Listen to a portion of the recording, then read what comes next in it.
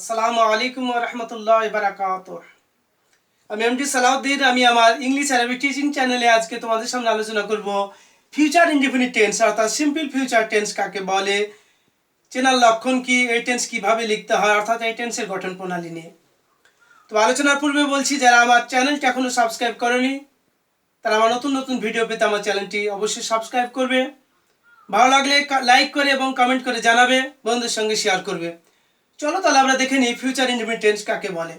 দেখো অপরে হেডলাইনে লিখেছি যে ফিউচার ইনডিফিনিট টেন্স, যে ভবিষ্যতে সাধারণভাবে কোনো কাজ করা হইবে বা ঘটিবে বোঝালে। একদম সোজা কথাই বলেছি যে ভবিষ্যতে কোনো কাজ সাধারণভাবে করা হবে, ভবিষ্যতে সাধারণভাবে কোনো কাজ করা হইবে বা ঘটিবে বোঝালে তাকেই বলবো আমরা ফিউচার ইনডিফিনিট টেন্স। সাধারণভাবে মানে কথার মধ্যে কোনো জটিলতা থাকবে না। ধরো আমি কলকাতায় যাব, আমি মাছ ধরিব, মা রান্না করিবে, তুমি বই পড়িবা, সে টিভি দেখিবে, রাম ছবি আঁকিবে। সাধারণভাবে বলছি না যে আমি 20 ঘন্টা ধরে ছবি আঁকিতে থাকিব, কিংবা তুমি কলকাতা থেকে 5 ঘন্টা ধরে বাসে ফিরিতে থাকিবে, এইরকম কোনো বলছি না। যে তুমি কলকাতা থেকে ফিরিবে, আমি ছবি আঁকিব, তুমি বই পড়িবা, সে নাচিবে, আমি সাঁতার কাটিব। এরকম সাধারণভাবে কোনো কাজ করা হবে ভবিষ্যতে বোঝালে তাকে বলবো আমরা future indefinite tense. Future indefinite tense লেখার জন্য সব থেকে বেশি মনে রাখতে হবে আমাকে চেনার লক্ষণটা। ফিউচার ইনডিফিনিট টেন্সে দেখো চেনার লক্ষণে কি লিখেছি, যে বাংলা ক্রিয়া অর্থাৎ ভার্বের শেষে ব, বে বা বেন। ফিউচার ইনডিফিনিট টেন্সে যদি হয় তাহলে বাংলা ক্রিয়া অর্থাৎ ভার্বের শেষে এই 4টি শব্দের মধ্যে যে কোনো একটা থাকবে, হয় বা থাকবে, না হয় বে থাকবে, না হয় বা কিংবা বেন। তাহলে কি বললাম, 4টি উচ্চারণ, ব, বে বা বেন, ব, বে বা বেন। এই ব, বে বা বেন এর মধ্যে যে কোনো একটা উচ্চারণ যদি ক্রিয়ার শেষে থাকে তাহলে আমরা বুঝবো এটা ফিউচার ইনডিফিনিট টেন্স। তারপরে যাবো আমরা গঠনে, কিভাবে এবার ফিউচার ইনডিফিনিট টেন্স লিখবো। দেখো প্রথমে সাবজেক্ট বসে, তো সর্বপ্রথমে আমরা ফিউচার ইনডিফিনিট টেন্স লিখতে গিয়ে সবার পূর্বে বসাবো সাবজেক্ট। সাবজেক্টের পরে 2 নম্বর কি বসাবো, তারপরে হেল্পিং ভার্ব দেখো শ্যাল বা উইল বসে, শ্যাল অথবা উইল বসাবো। তাহলে আমরা বুঝে গেলাম যে শ্যাল উইল ফিউচার ইনডিফিনিট টেন্সে বসে। তাহলে সাবজেক্ট বসবে 1 নম্বরে, 2 নম্বরে শ্যাল বা উইল, তারপরে ভি অন অর্থাৎ প্রেজেন্ট ফর্ম। ভার্বের যে 3টা ফর্ম আছে, present form, past form, past participle form, তার মধ্যে প্রথম ফর্ম অর্থাৎ ভি অনটা বসাবো। তারপর অবজেক্ট বসে, সব শেষে বসাবো অবজেক্ট।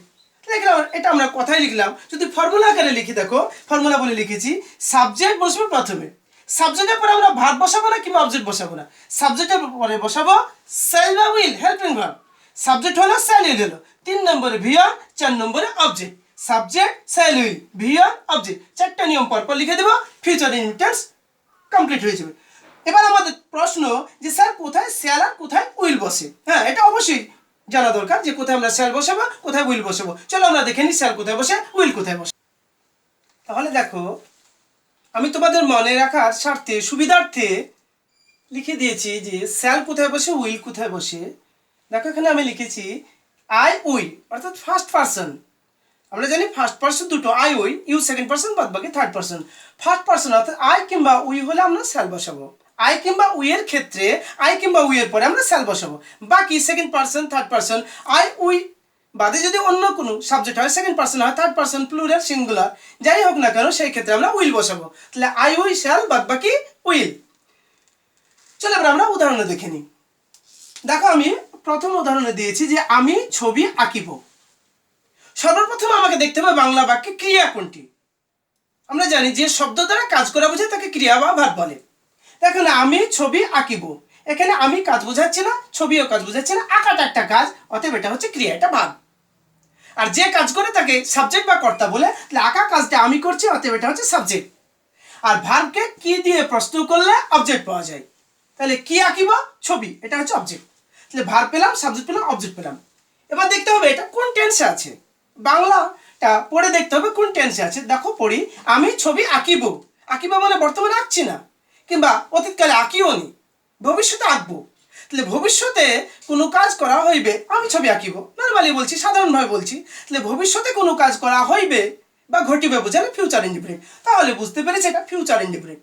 আমাদের তাও যদি শনাক্ত করতে অসুবিধা হয় তাহলে আমরা দেখে নেব বাংলা ভার্বের শেষটুকু। দেখো আঁকা একটা বাংলা ভার্ব, এই আঁকাটা ভার্ব, তার শেষে দেখো ব আছে। আর আমি বলেছি চেনার লক্ষণ ব, বে বা বেন, এই 4টি কথার শব্দের মধ্যে, 4টি উচ্চারণের মধ্যে যে কোনো একটা থাকবে। তাহলে এখানে আঁকা ভার্বের শেষে দেখো ব আছে, অতএব আমরা কনফার্ম হলাম যে এটা ফিউচার ইনডেফিনিট। এবার গঠনে যাব। ফিউচার ইনডেফিনিটের গঠন হচ্ছে সবার প্রথমে আমরা বসাবো সাবজেক্ট। তাহলে এই বাক্যের সাবজেক্ট হচ্ছে আমি, আই লিখলাম। সাবজেক্টের পর আমরা সেল বা উইল বসাবো। আমি আগেই বলেছি, পূর্বে বলেছি যে আই আর উইল ক্ষেত্রে সেল, বাদ বাকি উইল। তাহলে যেহেতু এখানে আই আছে অতএব আয়ের পরে সেল বসে, তাই আমরা সেল বসিয়েছি। সাবজেক্ট হলো, সেল বা উইল হলো। 3 নম্বরে দেখো ভার্বের প্রেজেন্ট ফর্ম অর্থাৎ ভি অন বসাবো। তাহলে আমাকে এখানে আকার 3টা রূপ জানতে হবে। Draw, due, ড্রন। ড্রন ভি3 বসবে না, ডিউ ভি2 বসবে না, ভি অন ড্র বসবে। তাই আমরা দেখো ড্র লিখেছি। সাবজেক্ট হলো, সেল বা উইল হলো, ভি অন হলো। 4 নম্বরে অবজেক্ট। অবজেক্ট কি? ছবি। ছবির ইংরেজি পিকচার। তাহলে আমি ছবি আঁকিব, আই শ্যাল ড্র পিকচার। 2 নম্বর উদাহরণে দেখো লিখেছি তুমি মাছ ধরিবে। তো সবার প্রথমে আমাদেরকে খুঁজতে হবে বাংলা ক্রিয়া কোনটি। এখানে ধরাটা কাজ, অতএব এটা ভার্ব। যে কাজ করে তাকে সাবজেক্ট বলে। তাহলে ধরা কাজটা যেহেতু তুমি করছো অতএব তুমিটা হচ্ছে সাবজেক্ট। আর ভার্বকে কি দিয়ে প্রশ্ন করলে অবজেক্ট পাওয়া যায়? কি ধরিবে? মাছ। এই যে উত্তর আসছে মাছ, এইটা হচ্ছে অবজেক্ট। তাহলে ভার্ব পেলাম, সাবজেক্ট পেলাম, অবজেক্ট পেলাম। এবার দেখে নেবে এটা কোন টেন্স। তুমি মাছ ধরিবে, তুমি ধরনি কিংবা ধরছো না বর্তমানে, তুমি ভবিষ্যতে ধরবে। তাহলে ভবিষ্যতে কোনো কাজ করা হইবে বা ঘটিবে বুঝলে ফিউচার ইনডেফিনিট টেন্স হয়, অতএব এটা ফিউচার ইনডেফিনিট টেন্স। আবার দেখে নেব ভার্বের শেষে আমি বলেছি ফিউচার ইনডেফিনিট টেন্স হতে হলে এই 4টি উচ্চারণ ব, বে, বা, বেন যে কোনো একটা থাকবে। তাহলে এখানে দেখো বে আছে, ভার্ব হচ্ছে ধরা, ধরা ভার্বের শেষে বে আছে, অতএব এটা ফিউচার ইনডেফিনিট। ফিউচার ইনডেফিনিট গঠন দেখবো এবার। গঠন কি?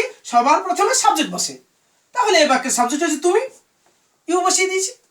সাবজেক্ট ইউ বসালাম, সাবজেক্টের পরে আমরা সেল বা উইল বসাবো। ইউর পরে কি বসে? আমি এখানে বলেছি দেখো আই কিংবা উই, ফার্স্ট পারসন আই কিংবা উই এর পরে সেল বসে, বাদ বাকি উইল বসে। অতএব এখানে আইও নেই, উইও নেই, এখানে ইউ আছে, অতএব এখানে আমরা উইল বসাবো। তাই উইল বসালাম। সাবজেক্ট হলো, সেল উইল হলো। এবার কি বসবে? 3 নম্বর ভিয়ন। তাহলে ধরার ভিয়ন দেখো ক্যাচ, কট, কট। এটা ভি3 বসবে না, ভি2 বসবে না, ভিয়ন ক্যাচ বসবে, ক্যাচ বসিয়েছি। তাহলে সাবজেক্ট হলো, সেল উইল হলো, ভিয়ন হলো। 4 নম্বরে অবজেক্ট। অবজেক্ট কি? মাছ। মাছের ইংরেজি ফিশ। তুমি মাছ ধরিবে, ইউ উইল ক্যাচ ফিশ। চলো আমরা আরো দুটো উদাহরণ দেখে নিই। তাহলে এবার আমরা দেখব 3 নম্বর নিয়ম। 3 নম্বর উদাহরণ দেখো। 3 নম্বর উদাহরণ লিখেছি সে আগামীকাল চিঠি লিখিবে। এখানে 4টি শব্দ রয়েছে। এই 4টি শব্দের মধ্যে সর্বপ্রথমে খুঁজতে হবে আমাকে ভার্ব। তাহলে সে আগামীকাল চিঠি লিখিবে, লেখাটা কাজ। যে শব্দ দ্বারা কাজ করা বোঝায় তাকে ভার্ব বলে, অতএব এটা হচ্ছে ভার্ব। আর যে কাজ করে তাকে সাবজেক্ট বা কর্তা বলে। লেখা কাজটা যেহেতু সে করছে তবে এটা সাবজেক্ট। আর ভার্বকে কি দিয়ে প্রশ্ন করলে আমরা জানি অবজেক্ট পাওয়া যায়। তাহলে কি লিখিবে? চিঠি। তাহলে এটা হচ্ছে অবজেক্ট। তাহলে ভার্ব পেলাম, সাবজেক্ট পেলাম, অবজেক্ট পেলাম। এবার দেখে নেবে এটা কোন টেন্স।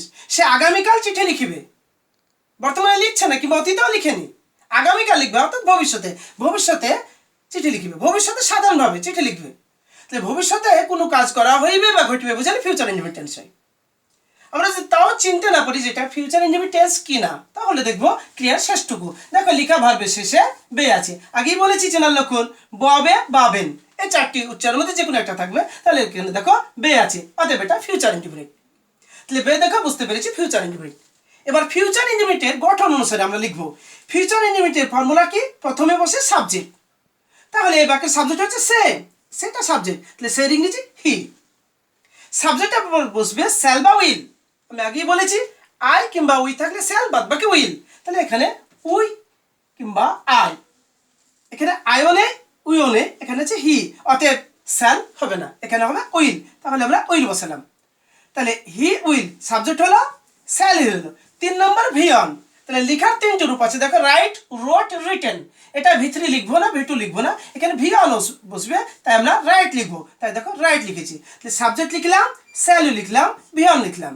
সবশেষে কি লিখবো? অবজেক্ট। অবজেক্ট কি? চিঠি। চিঠির ইংরেজি লেটার। তাহলে subject, shall will, V one, object. Formula complete, tense complete. এবার বাকি থাকলো আগামীকাল। Rest of sentence. সেন্টেন্সের বাকি যদি কিছু থাকে অবশিষ্ট অংশ আমরা এরপরে লিখবো। তাহলে আমরা লিখেছি দেখো লেটারের পরে টুমরো। তাহলে ফর্মুলা কমপ্লিট, আমার টেন্স কমপ্লিট। 4 নম্বর উদাহরণ দেখো, আমরা ফুটবল খেলিব। তাহলে খেলাটা হচ্ছে কাজ, তাহলে এটাকে বলবো আমরা ভার্ব। খেলা কাজে কে করছে? আমরা, তাহলে এটা সাবজেক্ট। আর ভার্বকে কি দিয়ে প্রশ্ন করলে অবজেক্ট পাওয়া যায়? কি খেলিব? ফুটবল, তাহলে এটা হচ্ছে অবজেক্ট। তাহলে সাবজেক্ট পেলাম, ভার্ব পেলাম, অবজেক্ট পেলাম।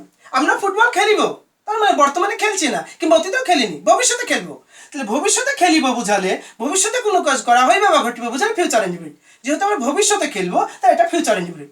আবার দেখো বাংলা ভার্বের শেষে ব আছে, আগে বলেছি ব, বে বা বেন, এই চারটি উচ্চারণের মধ্যে যে কোনো একটা যদি ভার্বের শেষে থাকে তাহলে এটাকে আমরা বুঝতে পারবো ফিউচার ইনডিফিনিট। তাহলে ব দেখেও বুঝতে পেরেছি এটা ফিউচার ইনডিফিনিট। ফর্মুলা কি? সবার প্রথমে সাবজেক্ট বসে, তাহলে এই বাক্যের সাবজেক্ট হচ্ছে আমরা, তাই উই লিখেছি। সাবজেক্টের পরে স্যাল বা উইল বসবে, দেখো উই থাকলে স্যাল বসবে, আই উই স্যাল বাদ বাকি উইল, যেহেতু উই আছে তাই আমরা স্যাল বসাবো, স্যাল বসিয়েছি। সাবজেক্ট হলো স্যাল উইল হলো, এরপর বসবে ভিয়ন। ভিয়ন কি? তাহলে খেলার ভিয়ন দেখো প্লে, প্লেড, প্লেড, ভি3 বসাবো না, ভি2 বসাবো, আমরা ভিয়ন বসাবো, তাই প্লে ভিয়ন বসিয়েছি। তাহলে সাবজেক্ট হলো স্যাল উইল হলো, ভিয়ন হলো, সাবজেক্ট হলো স্যাল উইল হলো, ভিয়ন হলো, এবার বসবে অবজেক্ট। অবজেক্ট কি? ফুটবল, ফুটবল লিখে দিয়েছি শেষে। তাহলে ফর্মুলা কমপ্লিট, টেন্সও complete, we shall play football, আমরা ফুটবল খেলিব। আশা করি সবাই বুঝতে পেরেছো। এবার আমার এই চেনার লক্ষণ আর ফর্মুলা ফুট করে তোমরা একাধিক বাক্য রচনা করে এইভাবে লিখতে থাকো, আশা করি শিখে যাবে, কারণ প্র্যাকটিস মেক্স পারফেক্ট। তাহলে আমার ফিউচার ইনডিফিনিট টেন্সের লেকচার এখানে শেষ করছি। তবে শেষের পূর্বে আবার বলছি, যারা আমার চ্যানেলটি এখনো সাবস্ক্রাইব করোনি তারা আমার চ্যানেলটি সাবস্ক্রাইব করে নতুন নতুন ভিডিওর আপডেট পেতে। ভালো লাগলে অবশ্যই কমেন্ট করবে, লাইক দিয়ে জানাবে, বন্ধুদের সঙ্গে শেয়ার করবে। আজকের মতো তাহলে এখানেই শেষ করলাম। আসসালামু আলাইকুম রহমতুল্লাহ বারাকাতুহু। আল্লাহ হাফেজ।